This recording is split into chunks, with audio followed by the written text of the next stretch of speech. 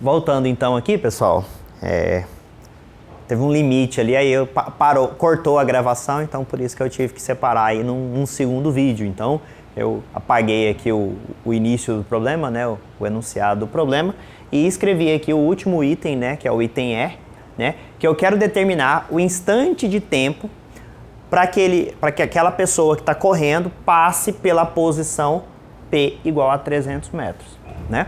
Eu poderia usar aquele artifício de, ele anda 5 metros por segundo, então a cada 1 segundo ele vai caminhar 5 metros. Mas pensa, aqui ele tinha passado no T igual a 25, ele já estava passando no 135.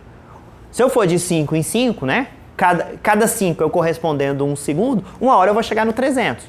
Mas demora, dá trabalho. E se esse número for ainda maior? Se eu tivesse uma situação em que ele pedisse 1000 metros, né? Eu ia ficar a tarde inteira contando.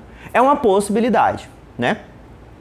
É uma possibilidade, mas só que dá muito mais trabalho. Você tem uma função ali que se eu souber utilizá-la, se eu souber fazer o cálculo com ela, eu resolvo ali em poucas linhas, né? Então a função horária, ela facilita nesse sentido. Ela descreve esse movimento de forma muito mais simples do que eu ficar, né, contando de segundo em segundo. Então é só eu pegar a função, vamos lá então. A função é o P igual a 10 mais 5T, né? O que eu quero determinar? O instante de tempo. Então eu não sei o tempo, eu não sei o T. Para que a posição seja 300. Então eu vou substituir aqui no lugar do P, eu ponho 300. Então vai ficar aqui o 10 mais 5T, repete. E aí eu tenho que lembrar que o meu objetivo é isolar o tempo, né? Então, tudo que não tem tempo, que não é T, eu vou jogar para o outro lado. Eu começo pelo 10, não começo pelo 5. Começo pelo 10. O 10 que está aqui somando passa para o outro lado, subtraindo. Então vai ficar 300 menos 10 é igual a 5T, ok? 300 menos 10 dá quanto? 290 é igual a 5T. Agora, para isolar o T, eu tenho que pegar o 5 que está multiplicando aqui, ele passa para o lado de cá, dividindo. Então vai ser 290 dividido por 5 é igual a T. Então eu faço essa divisão, resolvo aí, né, no cantinho, né? Quem, né, não souber, depois tiver dificuldade, pode me procurar, mas a gente já fez esse cálculo aí algumas vezes, né? Então vai dar, deixa eu ver aqui, 29 dá 5, então vai dar, vou trocar de lado já, porque...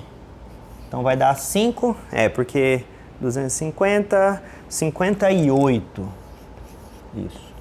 Então vai dar 58 segundos. Esse Szinho aqui é segundo. Às vezes o meu S e o meu 5 parecem muito, né? Então deixa eu separar bem aqui. Então o tempo vai ser de 58 segundos. Segundos porque tá tudo no SI, né? A gente tá trabalhando tudo metros, metros por segundo, segundos, né? Então a unidade que a gente tem aqui é tudo do SI. Então o tempo que ele vai demorar para chegar nessa posição de 300 metros é 58 segundos. Imagina eu ficar contando, né? Ia demorar bastante, né? Então é mais interessante eu usar a função, que aqui com algumas linhas de conta, eu ainda pus muitas linhas porque eu fui detalhando todos os passos aqui do cálculo.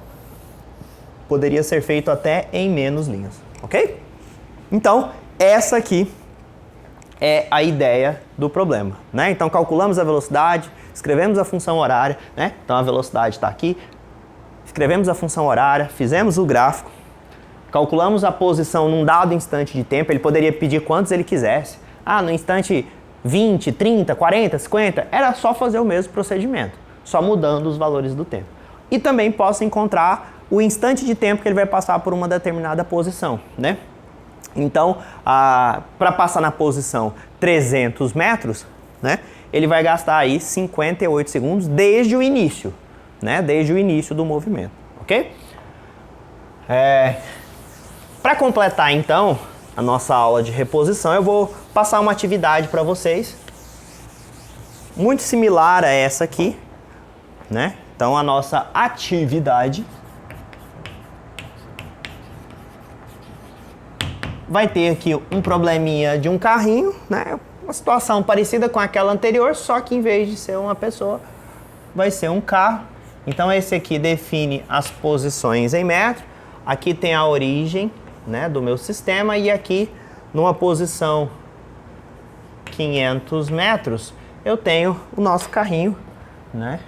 Mais uma vez, vou dar a oportunidade de vocês, né, apreciarem minha habilidade de desenho, né? Então, tá aqui o meu belo e moderno carro, ok?